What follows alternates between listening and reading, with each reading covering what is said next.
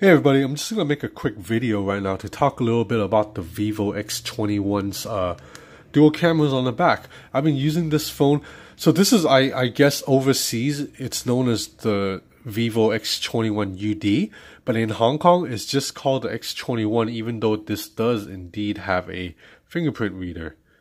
But you see, it's not super accurate. It's a little bit frustrating actually, so it works, it's a little bit slow.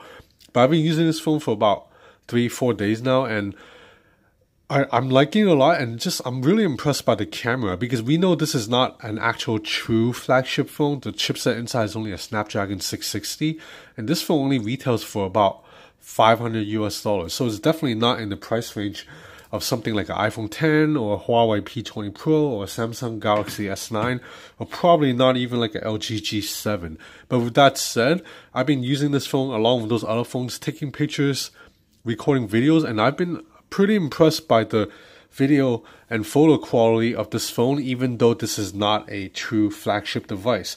So the two cameras on the back, you have a 12 megapixel f1.8 main sensor here on the bottom, paired with a 5 megapixel f2.4 sensor. So this is a legit second lens that helps it take really solid bokeh shots. I quite like the bokeh photos I've been taking with this phone.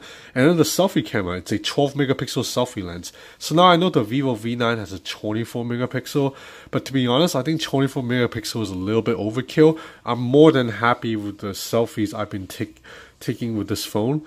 Again, this is an old picture. I thought it looks pretty good, and then I really like the selfies. I took this of the girlfriend here using the selfie camera. I thought it turned out pretty nice.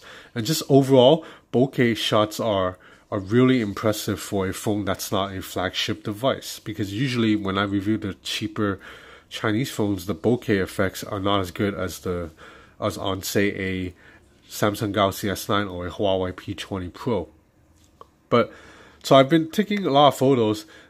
I already exported some to the SD card, and I'm really impressed. I'm going to show you some side-by-side samples right now of photos taken by the Vivo X21 next to the LG G7, and next to the Samsung Galaxy S9, and next to the Huawei P20 Pro. You'll see that while the Vivo X21 photo is a little bit inferior, if you zoom really close and look at all the details, you'll see that it has a tendency to be a little bit grainy in dark areas, but otherwise the photo's not that much inferior. Like if you're talking about one phone is $900 and this phone is $500, and I think the $500 phone's photo, it's very admirable. Likewise for video. So I recorded 2 video clips.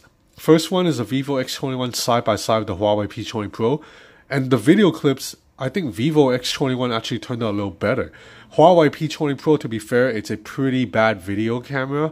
So there's a lot of jerkiness in the Huawei P20 Pro's video, as you can see, but the Vivo X21's video is smoother.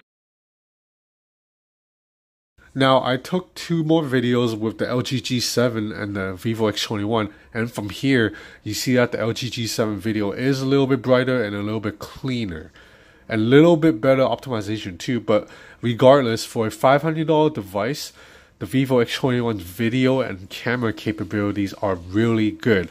I also really like the camera mode for all the different different shooting options you have. So for example, I like that you can swipe all the way left and you get a professional mode, which is pro mode, and you get to change a bunch of everything. You get to change ISO, shutter speed. You can change from 1/12,000 of a second all the way down to 32 seconds. That's very impressive. That means you have a lot of room to play with to take different photos.